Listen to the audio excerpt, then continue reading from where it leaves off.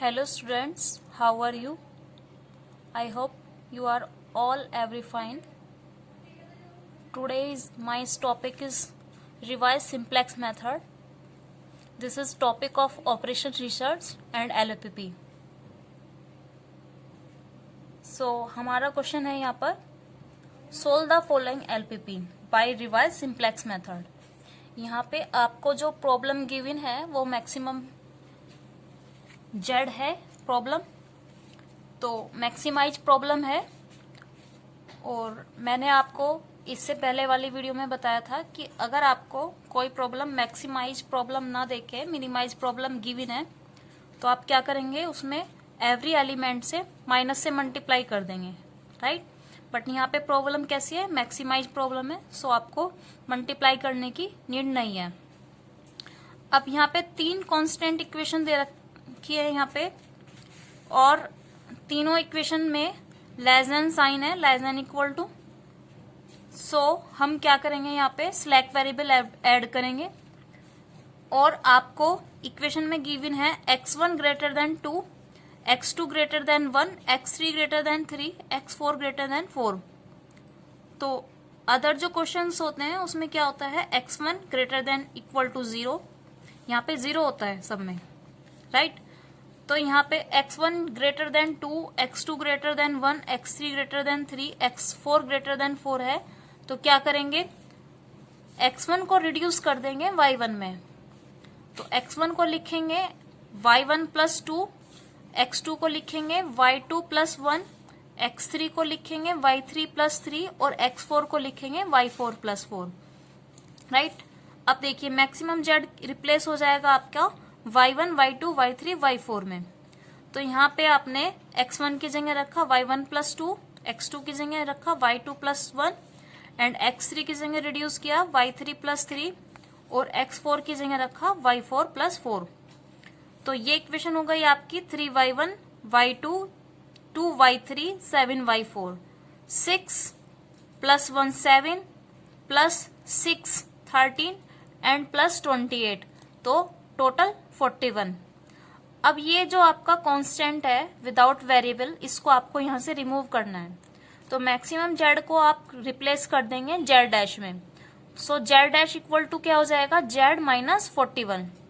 अब 41 इसलिए क्या, ताकि ये यहां से रिमूव हो जाए variable, without constant variable, right. तो जेड डैश हो गया 3y1 plus y2 plus 2y3 plus 7y4।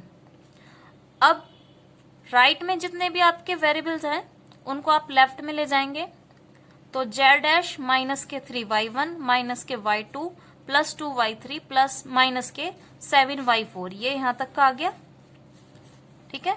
अभी इतना ही देखिए। इसके बाद इक्वेशन जो आपको गिवन थी, इक्वेशन में भी आपने ऐसे किया, x1 की जगह रखा y1 प्लस 2, x2 की जगह रखा y2 प्लस 1, x3 की जगह रिड्यूस किया y3 प्लस 3 और x4 की जगह रिड्यूस किया y4 प्लस 4। सो इक्वेशन हो गई आपकी 2y1 plus 3y2 minus y3 plus y4 और 4 प्लस 3 7 माइनस 3 4 एंड 16 20। तो 20 को आप लेफ्ट में से राइट में ले जाएंगे, तो राइट में जाके ये माइनस के 20 हो जाएगा। तो इधर क्या हो जाएगा, 40 माइनस 20 इट मीन्स 20। तो इक्वेशन फर्स्ट आपकी रिड्यूस होगी ये y1, y2, y3, y4 variable में। सो इसी तरह से आप इक्वेशन 2 और इक्वेशन 4 को भी आप इसी तरह से रिड्यूस कर लेंगे। इसके बाद देखिए तीनों इक्वेशन में लेस देन इक्वल टू का साइन है, इट मीन्स यहाँ पे आपको स्लैक वेरिएबल ऐड करना है। तो पहली इक्वेशन में हमने ऐड किया y5, दूसरी इक्वेशन में ऐड किया y6 एंड थर्ड इक्वेशन में ऐड किया आपने y7, राइट। तो जो आपका जेड डैश था आपने यहाँ पे लिखोगे 0y5, 0y6 एंड 0y7, और आपका लेफ्ट में क्या आ जाएगा, क्योंकि हम सारे जो वेरिएबल थे वो हम उठा के लेफ्ट में ले आए थे, तो यहाँ पे आपका इक्वल टू 0 हो जाएगा।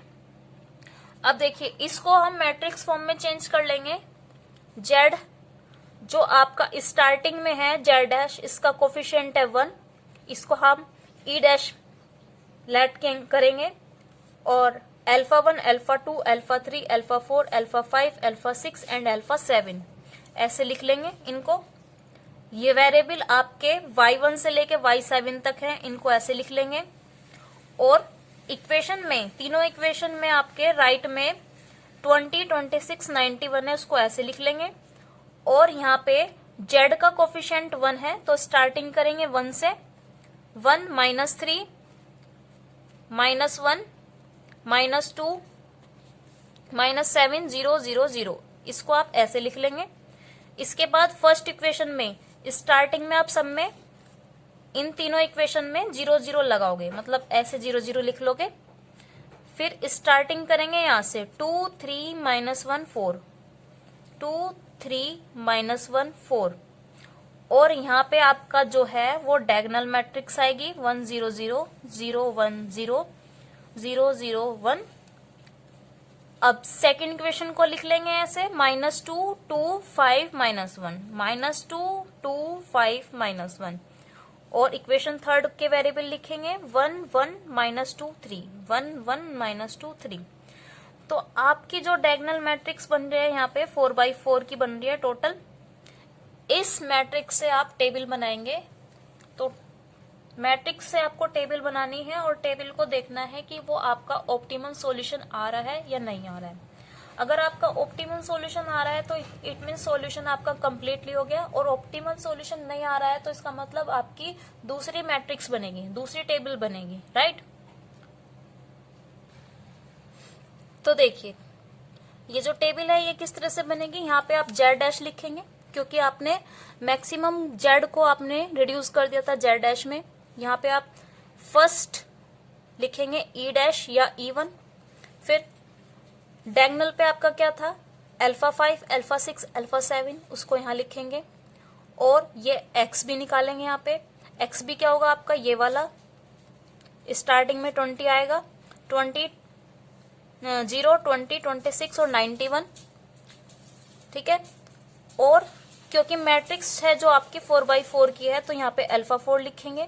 α4 क्या है आपका, माइनस के 7 4 -3 1, उसको आप यहाँ लिखेंगे -7 4 -1 3। एंड यहाँ पे आप डायगोनल मैट्रिक्स लिखेंगे 1 0 0 0 0 1 0 0 0 0 1 0 0 0 0 1। और ये था आपका α5 α6 α7, इसीलिए यहाँ पे आप लिखेंगे y5 y6 y7, राइट। अब देखिए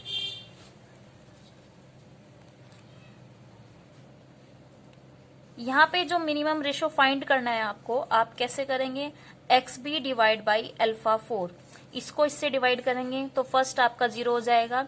20 डिवाइड बाई 4 5, ये निगेटिव हो जाएगा और ये जो आएगा आपका 5 से ग्रेटर आएगा। तो मिनिमम आपका 5 है।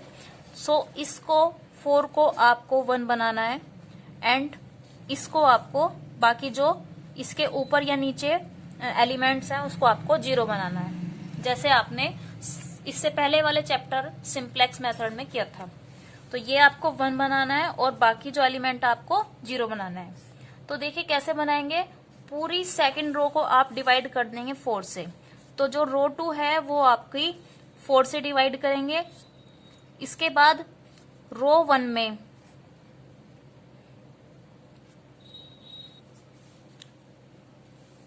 फर्स्ट रो प्लस जो आपकी सेकंड रो है, फर्स्ट रो में आप फर्स्ट रो प्लस इसमें आप जब आप R2 को डिवाइड कर देंगे 4 से तो ये 1 बन जाएगा। 4 से डिवाइड करेंगे पहले और फिर एवरी एलिमेंट से 7 में मल्टीप्लाई कर देंगे और फिर इन दोनों को ऐड कर देंगे, ठीक है। और R3 में आप क्या करेंगे, ये 1 बन जाएगा तो इन दोनों को ऐड कर देंगे। तो R3 आपकी जो रिप्लेस हो जाएगी वो क्या हो जाएगी, R3 plus R2 and divide by 4। और R4 रो 4 को क्या करेंगे, पहले इसको 4 से डिवाइड करेंगे फिर 3 से मल्टीप्लाई करेंगे और फिर इन दोनों को माइनस कर देंगे, ठीक है। तो आपकी जो नेक्स्ट टेबल बनेगी वो इस तरह से बनेगी। लेकिन नेक्स्ट टेबल से को बनाने से पहले आपको ऑप्टिमलिटी टेस्ट करना है। तो ऑप्टिमलिटी टेस्ट देखिए कैसे करेंगे। यहाँ पे आपका y5 y6 y7 है, एक तो आपका y1 नहीं है y2 नहीं है, y3 नहीं है और y4 नहीं है। ये 3 वेरिएबल आपके यहाँ पे नहीं है। तो आपको क्या फाइंड करना है, delta 1, delta 2, delta 3 and delta 4 आपको फाइंड करना है, क्योंकि ये वेरिएबल आपके पास नहीं है। तो इसका फॉर्मूला होता है आपका माइनस के फर्स्ट रो, इट मीन्स ये वाली फर्स्ट रो, एंड अल्फा 1 जो भी नहीं है ना वो अल्फा 1, अल्फा 2, अल्फा 3, अल्फा 4 को आप यहाँ पे लिखेंगे।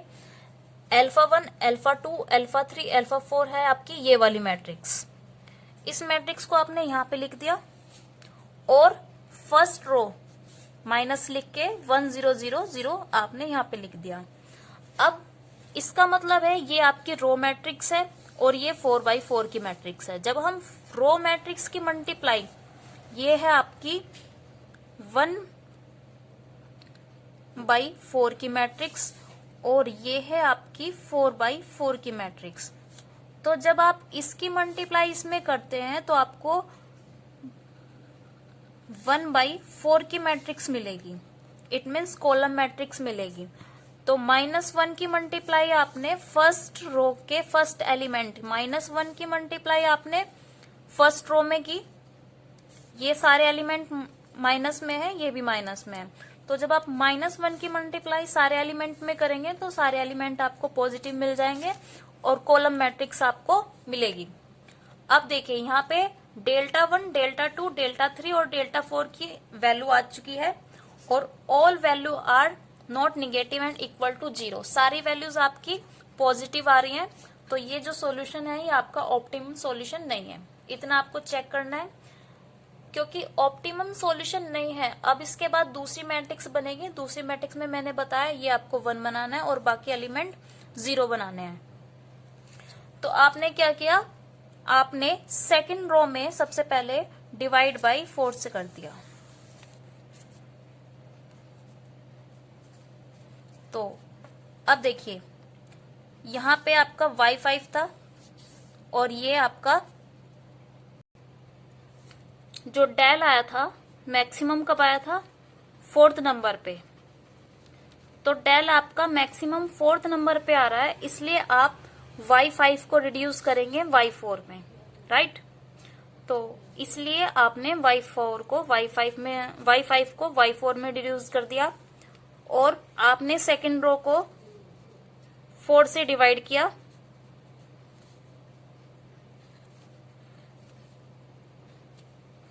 ये जो यहां पर है ये चेंज हो जाएंगे इस बार, इनको आपको डिवाइड नहीं करके लिखना है। ये आपका आएगा y1 का इनवर्स एंड अल्फा 3। अब ये कैसे आया ये भी मैं बताऊंगी आपको। अभी आपको इतना करना है कि आपको सेकंड रो को 4 से डिवाइड करना है। फर्स्ट रो में क्या करना है कि ये आपका 1 बन चुका है, 7 माइनस के 7 है, इन सभी एलिमेंट की मल्टीप्लाई आप 7 से करेंगे और इसको ऐड कर देंगे, ठीक है। ये आपका -7 है, ये 1 है। तो आपने यहां पे मल्टीप्लाई किया 7 से एवरी एलिमेंट को और इसको इसमें ऐड कर दिया।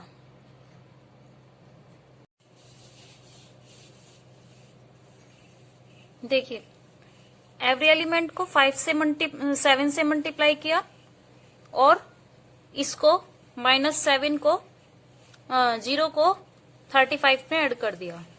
35 0 0 और ये आ जाएगा 7/4 एंड 1 प्लस 0 1, ठीक है। थर्ड रो में क्या किया, थर्ड रो में पहले ये -1 था, ये हमने 4 से डिवाइड करके 1 बन गया था, तो इसको इसमें प्लस कर दिया है, ठीक है। तो R3 कैसे आ रहा है आपका, R3 इसको और इसको प्लस करके आ रहा है, यानी कि 26 + 5 इट मीन्स 31। इसको ना 26 को आपने इससे प्लस कर दिया है, 26 वाले को 5 से प्लस कर दिया है। तो 0 + 0 0, 1 + 0 1 एंड 0 प्लस 1/4 4 एंड 0 प्लस 0 0। ये हो जाएगा आपका 0 1/4 1 एंड 0। फिर इसके बाद आपने किया, आपकी जो रो 4 आई है वो कैसे आई है, इसमें आपने 3 से मल्टीप्लाई किया और इसको माइनस कर दिया।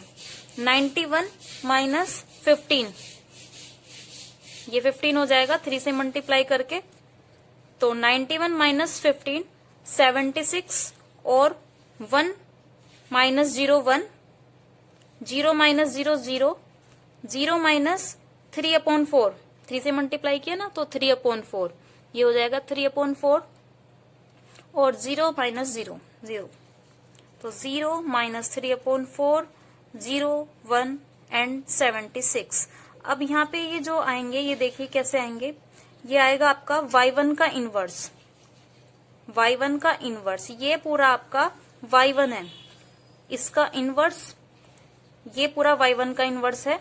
इसकी मल्टीप्लाई आप अल्फा 3 में कर देंगे इसमें, तो पूरा y1 का इनवर्स है आपका 174 0 0 0 1/4 0 0 0 1/4 1 0 एंड 0 माइनस 3/4 0 1। इसकी मल्टीप्लाई करनी है आपको अल्फा 5 में, -2 -1 5 एंड -2 में। तो आप इसकी मल्टीप्लाई फर्स्ट रो की मल्टीप्लाई फर्स्ट कॉलम में करेंगे तो -2 प्लस माइनस के 7/4, ये हो जाएगा माइनस के 15/4, उसको आप यहाँ पे लिखेंगे माइनस के 15/4। फिर इसकी मल्टीप्लाई सेकेंड रो की मल्टीप्लाई आप एवरी एलिमेंट में करेंगे तो ये 0 हो जाएगा, ये 0 और ये 0। सिर्फ इसकी मल्टीप्लाई इसमें की तो माइनस के 1/4, फिर माइनस के 1/4 एंड प्लस के 5, तो माइनस के प्लस के 19/4, फिर 3/4 और माइनस के 2, 3/4 और माइनस के 2, ये प्लस के हो जाएगा आपका, तो 3/4 -2 इट मीन्स माइनस के 5/4। अब फिर आपको XB को इससे डिवाइड करना है, इसको आप इससे डिवाइड करेंगे माइनस, ये ऑलरेडी माइनस, ये माइनस और ये सिर्फ आएगा आपका पॉजिटिव। इसका मतलब आपको 19/4 को आपको प्लस बनाना है और इन तीनों को 0 बनाना है। इससे पहले आप ऑप्टिमल टेस्ट चेक करेंगे। अब देखिए यहाँ पे क्या क्या नहीं है, y1, इसका मतलब y1 नहीं है तो आपको एक तो अल्फा 1 निकालना, डेल्टा 1 निकालना है, डेल्टा 2 निकालना है, y3 नहीं है तो डेल्टा 3 भी निकालना है और y5 नहीं है तो डेल्टा 5 भी निकालना है। ये चारों आपको निकालने हैं। देखो फॉर्मूला लिखा, माइनस के फर्स्ट रो थी आपकी 17/4 0 0 और यहाँ पे आपने alpha 1 alpha 2 alpha 3 and alpha 5 की वैल्यू ये लिख दी। अब 1 की मल्टीप्लाई करेंगे -3 में, फिर 7/4 की मल्टीप्लाई करेंगे 2 में, ये 0 हो जाएगा आपका। फिर 1 की मल्टीप्लाई -1 में की, 7/4 की मल्टीप्लाई 3 में की, ठीक है, बाहर माइनस ही चल रहा है। फिर 1 की मल्टीप्लाई -2 में की, फिर 7/4 की मल्टीप्लाई -1 में की, 1 की मल्टीप्लाई 0 में की 0, 7/4 की मल्टीप्लाई 1 में की तो 7/4। तो ये आपके तीनों निगेटिव आ गए, ये सिर्फ पॉजिटिव है और आपका मैक्सिमम भी है। तो इस बार आपका अल्फा 3 हो जाएगा, किसकी जगह y6 की जगह, y6 की जगह आपका y3 हो जाएगा अगली टेबल में। ऑप्टिमम सॉल्यूशन नहीं आ रहा है यहाँ पे भी क्योंकि सारे आपके निगेटिव नहीं आए, एक पॉजिटिव आ रहा है। तो दोबारा से फिर टेबल बनेगी, इस बार टेबल में आपको यहाँ पे 1 बनाना है और यहाँ पे 0 0 बनाना है। तो देखिए कैसे बनाएंगे। नेक्स्ट टेबल में जो y6 है वो आपका y3 से रिड्यूस हो जाएगा, ठीक है।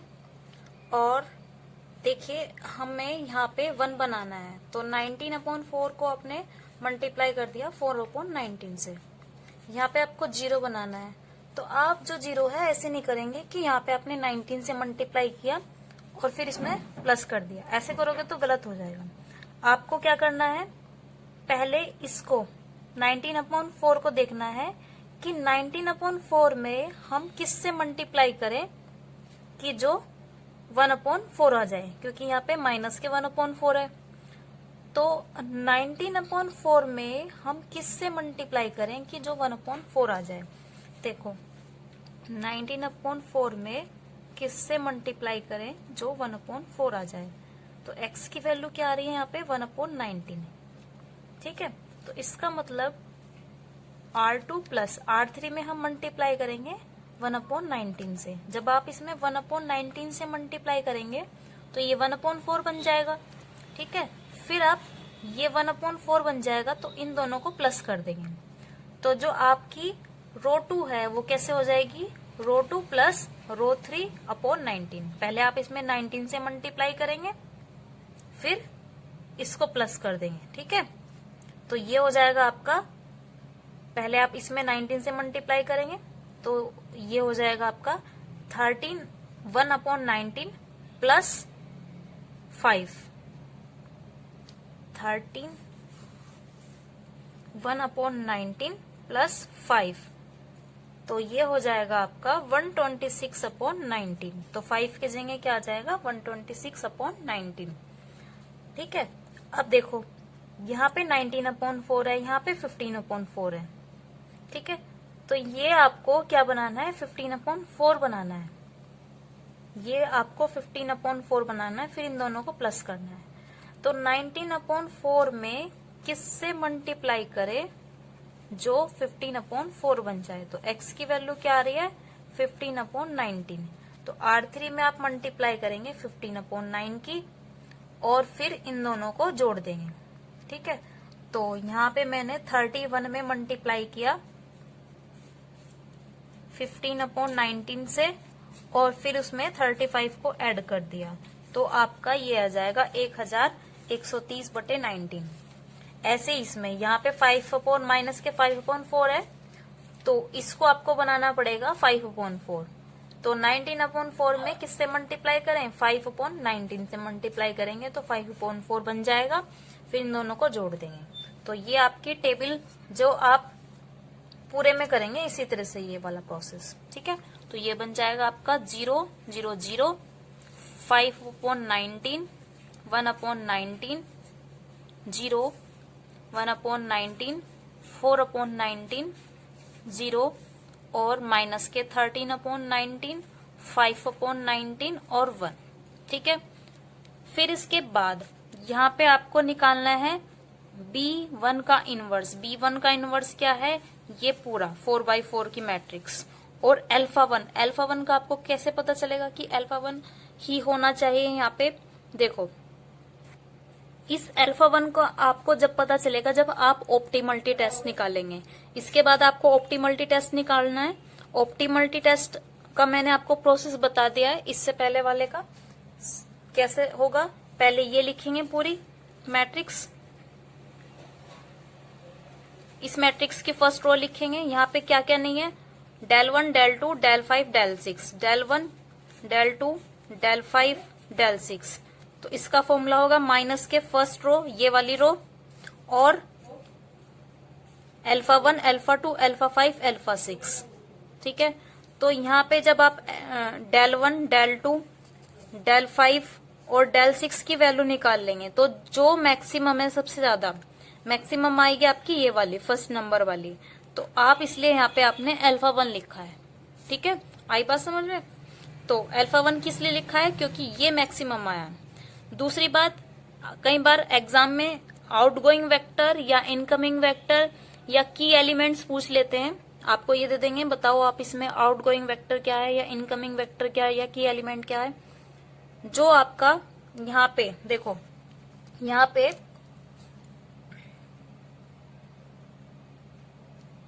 फर्स्ट सेकंड थर्ड शुरू से स्टार्ट करेंगे। फर्स्ट सेकंड थर्ड नंबर पे आपका ये बन रहा था स्क्वायर, तो थर्ड हो गया आपका आउटगोइंग मैट्रिक्स, ठीक है। नहीं, शुरू से नहीं स्टार्ट करना, यहाँ से स्टार्ट करना है आपको। 1 2 2 नंबर पे आ रहा है आपका आउटगोइंग मैट्रिक्स, ठीक है। तो आउटगोइंग मैट्रिक्स हो गया 2। और इनकमिंग कैसे देखते हैं? इनकमिंग देखते हैं मैक्सिमम कौन सा बैठ रहा है, डेल। यहाँ पे आपका मैक्सिमम डेल बैठ रहा था 3rd नंबर पे, तो 3 हो गया आपका इनकमिंग, ये इनकमिंग हो गया, ठीक है। की एलिमेंट कैसे लिखते हैं? की एलिमेंट का फॉर्मूला है आपका y आउटगोइंग इनकमिंग। पहले आउटगोइंग लिखेंगे फिर इनकमिंग। यहाँ पे आउटगोइंग क्या था 2nd नंबर पे, तो 2 लिखा, और इनकमिंग क्या है 3rd नंबर पे, तो 3rd लिखा। इसी तरह से पहले वाले टेबल में देखिए, पहले वाले टेबल में 1st नंबर पे आउटगोइंग था, तो और इनकमिंग क्या था?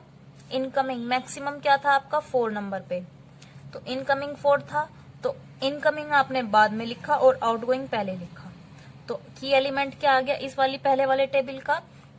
y आउटगोइंग इनकमिंग, यानी कि y14 आपका की एलिमेंट आ गया। तो इस तरह से फिर दोबारा से ऑप्टिमलिटी टेस्ट करना है। ऑप्टिमलिटी टेस्ट करने से इस बार ये वाला भी पॉजिटिव आ जाएगा, फिर दोबारा से टेबल बनानी है। तब तक टेबल बनानी है जब तक ऑप्टिमलिटी टेस्ट नहीं आ जाएगा, ठीक है। तो अब देखिए सबसे लास्ट, तो यहाँ पे सबसे लास्ट में y1 की वैल्यू 63/4, y3 23/2, y7 आपको लिखने की जरूरत नहीं है क्योंकि ये आपने ऐड किया था, तो इसको मत लिखना। y2 y3 आपका यहाँ पे नहीं आएगा तो आप 0 लिख लेंगे, और z डैश आएगा आपका 281/4।